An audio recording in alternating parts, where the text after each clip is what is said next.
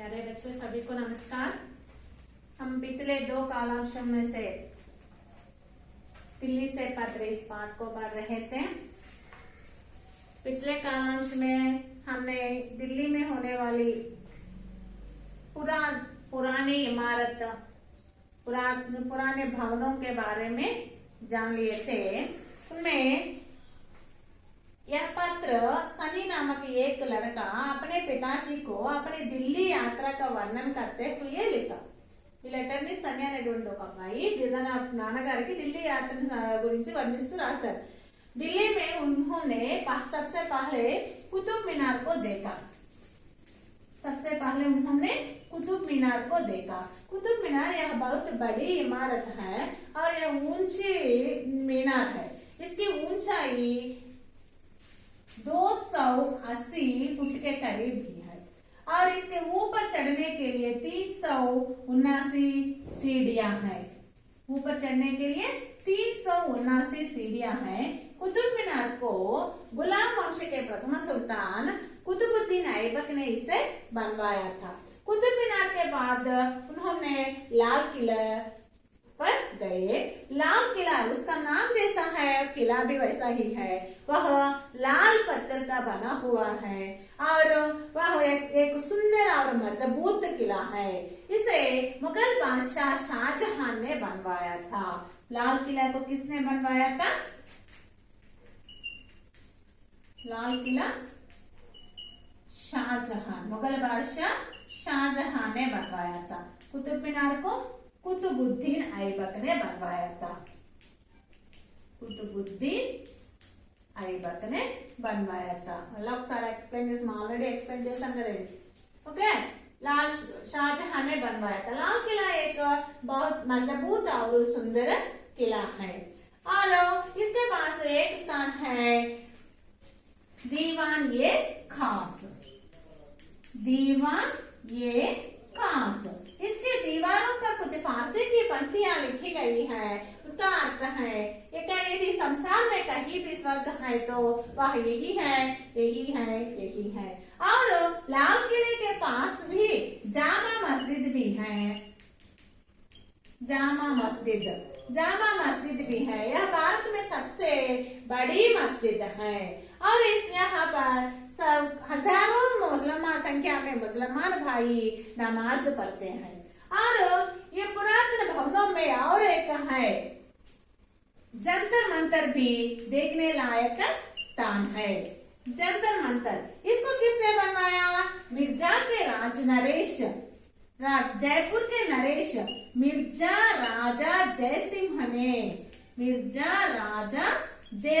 ने इसे बनवाया था। जंतर मंतर को जयपुर के नरेश मिर्जा राजा जयसिंह ने बनवाया था। इसकी विशेषता क्या है? इसमें एक धूप घड़ी है, सोलर क्लॉक भी। वह सूर्य किरणों के आधार पर हमें सही समय बता देती है। और इसके पास और एक हजरत निजामुद्दीन दरगाह भी एक दर्शनीय स्थान है।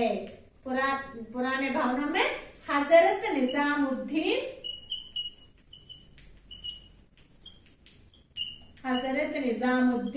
दरगाह भी एक दर्शनीय स्थान है। दिल्ली के आधुनिक भवनों में इक అధునాతన భవనాల్లో రాష్ట్రపతి భవన్ తథా సంసద భవన్ ఉల్లేఖనీయ. ఇప్పటి వరకు అన్ని కూడా ప్రాచీనమైన వాటి గురించి అని చెప్పుకున్నాం ఢిల్లీలో. ఇక ఇప్పుడు అధునాతనమైన భవనాల్లో రాష్ట్రపతి భవన్,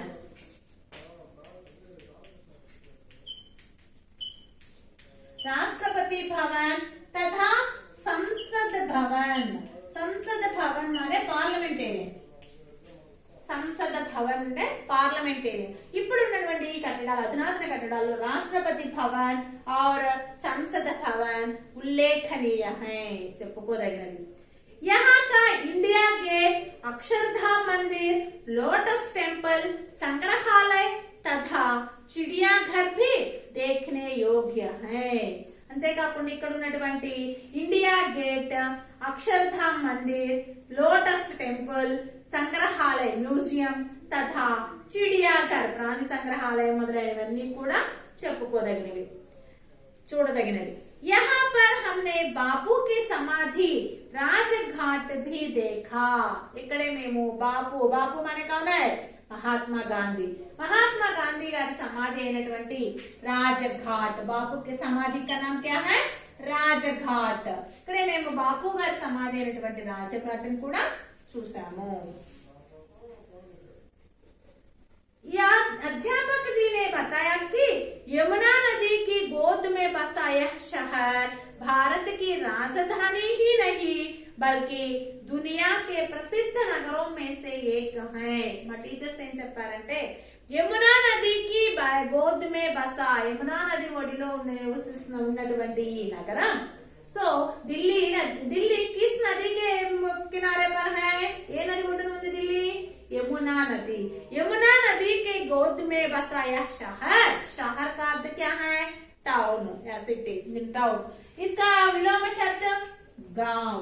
शहर की विलोम शब्द गांव. यमुना नदी ओडिनो ఉన్నటువంటి పట్టణం हमारे भारत की राजधानी ही नहीं, మన భారతదేశానికి క్యాపిటల్, మన ఇండియా క్యాపిటల్ మాత్రమే కాకుండా दुनिया के प्रसिद्ध नगरों में से एक है. ప్రపంచంలో ఉన్న ఫేమస్ సిటీస్ లో కూడా ఇది ఒకటి. यह नगर किसी का भी मन मोह लेता है, ఎవరి మనసునైనా దోచుకుంటుందట, ఎవరైనా దాన్ని చూస్తూ అలా ఉండిపోతారు. సో ఈ నగరం ఎవరి మనసునైనా దోచుకుంటుంది. रात को हमने दिल्ली का विशेष व्यंजन చోలే భటూరే కాయా. ఇక రాత్రి టైంలో మేము అక్కడ ఉన్నటువంటి స్పెషల్ డిష్, ఇప్పుడు ఏ విధంగా అయితే హైదరాబాద్ బిర్యానీ అని చెప్తాం కదా, అలాగే ఢిల్లీలో ఉన్నటువంటి special dish chole bhature.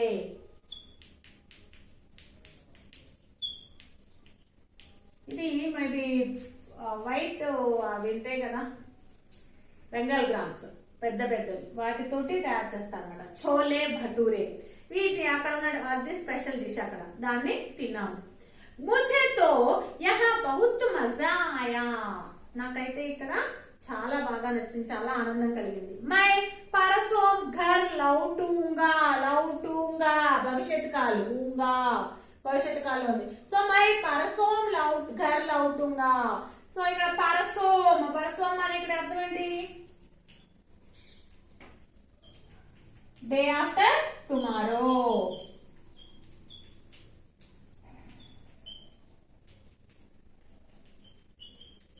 Day after tomorrow. మై పరసోం ఘర్ లౌటూంగా, నేను ఎల్లుండి తిరిగి వస్తాను. ఫస్ట్ లో వచ్చింది పరసోం ఢిల్లీ పहुंच गए అంటే డే బిఫోర్ డే, మొన్న ఢిల్లీకి చేరుకున్నాం. ఇక్కడ డే ఆఫ్టర్ టుమారో, ఎల్లుండి ఇంటికి తిరిగి వస్తాము అని చెప్పాను. ఓకేమా. మాతాజీ కో మేరా ప్రణామ్, అమ్మగారికి నా నమస్కారములు. और बहन जेनी को बहुत प्यार, చెల్లికి నా ముద్దులు. आपका पुत्र, ఎవరు రాశారు? ఇది కుమారుడు రాశారు. పేరేంటి? సనీ. అప్పుడు ఎవరు రాశారు లెటర్? किसने लिखा पत्र? सनी नामक एक बालक ने लिखा. किसको लिखा? अपने पिताजी को लिखा. अंडरस्टैंड?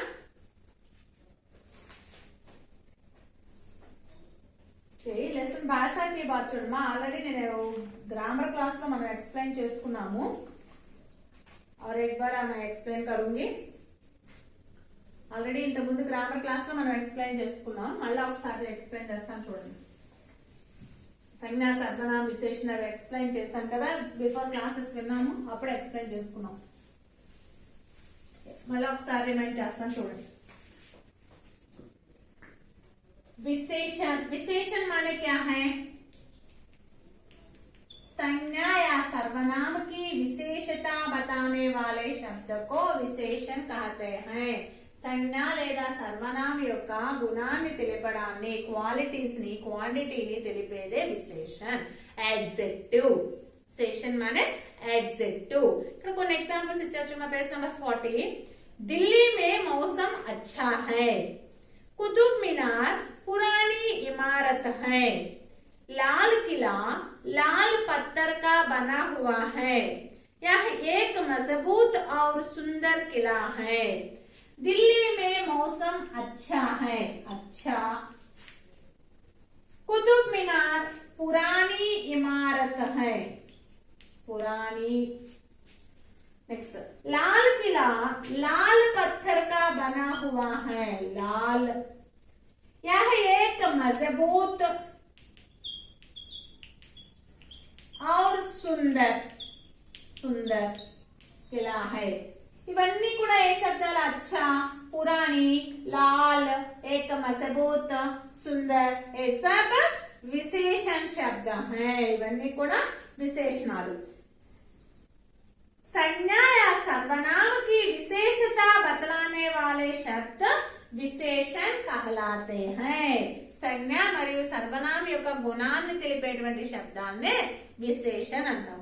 विशेषण कितने प्रकार के होते हैं? विशेषण 4 प्रकार के होते हैं। कितने प्रकार के होते हैं? 4 प्रकार। विशेषण 4 प्रकार के होते हैं। फर्स्ट वन गुणवाचक विशेषण, सेकंड वन परिमाणवाचक विशेषण, नेक्स्ट संख्यावाचक विशेषण, नेक्स्ट सार्वनामिक विशेषण। गुणवाचक विशेषण, परिमाणवाचक विशेषण, संख्यावाचक विशेषण, सार्वनामिक विशेषण। గుణవాచక విశేషణ సంజ్ఞ లేదా సర్వనామ యొక్క గుణాన్ని, మంచి చెడులు కానీ లేదా కలర్, టేస్ట్, దశ, వీటి గురించి తెలిపేది గుణవాచక విశేషణ। परिमाणवाचक विशेषण संज्ञा या सर्वनाम के परिमाण को सूचित करता है, क्वांटिटी తెలుపుతుంది। ज्यादा, कुछ, थोड़ा, कम, बहुत। परिमाणवाचक क्रिया विशेषण, सॉरी परिमाणवाचक विशेषण। नेक्स्ट संख्यावाचक विशेषण संज्ञा या सर्वनाम की संख्या को सूचित करता है, नंबर ని తెలుపుతుంది, ఎంతో తెలుపుతుంది। సో అది संख्यावाचक विशेषण। सार्वनामिक विशेषण या सर्वनाम के रूप में लिखकर संज्ञा को सूचित करता है, ఇది సర్వనామ రూపంలో ఉండి సంజ్ఞను సూచిస్తూ ఉంటుంది, అలాంటిదాన్ని సార్వనామిక విశేషణ అంటారు। ఇంకా చూడండి ఎక్స్ప్లెయిన్ చేస్తాం। गुणवाचक विशेषण जो विशेषण किसी संज्ञा या सर्वनाम के गुण, दोष, दशा, रंग, आकार, स्थिति आदि का बोध कराते हैं, गुणवाचक विशेषण कहते हैं। గుణవాచక విశేషణ అంటే ఏంటంటే ఏదైనా ఏ శబ్దమైనా సంజ్ఞ లేదా సర్వనామ యొక్క గుణాన్ని, దోషాన్ని, మంచి చెడుల్ని, అలాగే దశ, దాని దశ, స్థితి, రంగు, స్మెల్, టేస్ట్, ఇవన్నీ తెలిపే వాటినే గుణవాచక విశేషణ। ఫర్ ఎగ్జాంపుల్ రాము అచ్చా లడకా హై, ఎలాంటి పిల్లవాడు? అబ్బాయి గుణం తెలుపుతున్నా, మంచి పిల్లవాడు, గుడ్, అచ్చా, గుణవాచక విశేషణ। నెక్స్ట్ संख्यावाचक विशेषण, संख्यावाचक विशेषण चलेगा। जो विशेषण वस्तु की संख्या बताइए, ये संख्यावाचक विशेषण कहलाते हैं। ये విశేషణ శబ్దం అయితే వస్తువు యొక్క నంబర్ ని తెలుపుతుందో దాన్ని సంఖ్యావాచక విశేషణ అంటాం। मैदान में 3 लड़के हैं, how many members are there? 3 members, 3 boys are there. So 3 संख्यावाचक विशेषण। परिमाणवाचक विशेषण जो विशेषण संज्ञा या सर्वनाम के परिमाण को बोध कराते हैं, ఏదైతే సంజ్ఞ లేదా సర్వనామ యొక్క క్వాంటిటీని తెలుపుతుందో ऐसे शब्द को परिमाणवाचक विशेषण कहते हैं। राजू का घर बहुत दूर है, రాజు యొక్క ఇల్లు చాలా దూరంలో ఉంది। సో ఎంత చెప్పలా, చాలా దూరంలో ఉంది। సో मेरे पास कुछ फल है, నా దగ్గర కొన్ని ఫ్రూట్స్ ఉన్నాయి, కుచ్ కొన్ని, ఎన్నో తెలియదు, పరిమాణం కొంత। సో అవి పరిమాణవాచక విశేషణ। నెక్స్ట్ सार्वनामिक विशेषण जो विशेषण सर्वनाम के रूप में रहकर संज्ञा को सूचित करते हैं, वे सार्वनामिक विशेषण कहलाते हैं। सर्वनाम రూపంలో ఉండి సంజ్ఞను సూచిస్తుందో అవే సార్వనామిక విశేషణ అని చెప్తుంటారు। హైదరాబాద్ హమారా షహర్ హై, హైదరాబాద్ అనేది మన యొక్క టౌన్। సో हमारा सार्वनामिक विशेषण। विशेषण 4 प्रकार के होते हैं, गुणवाचक विशेषण, परिमाणवाचक विशेषण, संख्यावाचक विशेषण, सार्वनामिक विशेषण। संज्ञा లేదా सर्वनाम యొక్క गुण दोष रंग आकार स्थिति दशा आदि को सूचित करते हैं उसे गुणवाचक विशेषण कहते हैं। ఏ శబ్దం అయితే సంజ్ఞ లేదా సర్వనామం యొక్క గుణ దోష స్థితి आकार टेस्ट स्मेल आदि को सूचित करता है उसे गुणवाचक विशेषण कहते हैं। नेक्स्ट परिमाणवाचक विशेषण, जो शब्द संज्ञा या सर्वनाम के परिमाण को सूचित करता है क्वांटिटी में తెలుపుతుందో उसे परिमाणवाचक विशेषण कहते हैं। थोड़ा कुछ कम ज्यादा दूर ऐसा शब्द। नेक्स्ट संख्यावाचक विशेषण, वस्तु की जो शब्द वस्तु की संख्या को बताता है नंबर में తెలుపుతుంది। सो ऐसे शब्द 1 2 3 4 ऐसे नंबर को सूचित करता है संख्या को सूचित करता है उसे संख्यावाचक विशेषण कहते हैं। सार्वनामिक विशेषण, जो शब्द सर्वनाम के रूप में रहकर संज्ञा को सूचित करता है उसे सार्वनामिक विशेषण कहते हैं। సంజ్ఞ రూపంలో సర్వనామ రూపంలో ఉండి సంజ్ఞను సూచిస్తూ ఉంటుంది అన్నమాట। అలాంటి శబ్దాన్ని సార్వనామిక విశేషణ అని అంటారు। ये विशेषण विशेषण कितने प्रकार के होते हैं?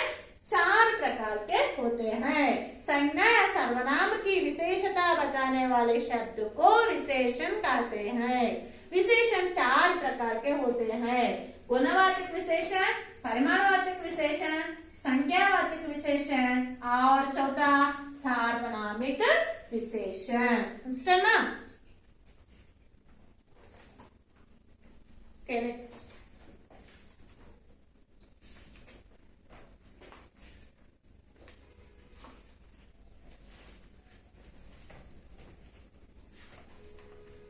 फर्स्ट लेसन सीमा,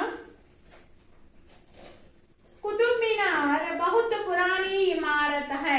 इसमें पुरानी पुरानी शब्द क्या है? विशेषण शब्द।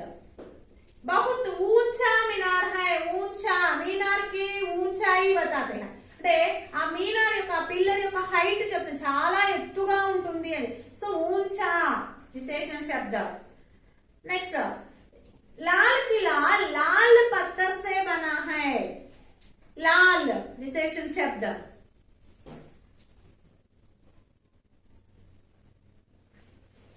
क्या? नेक्स्ट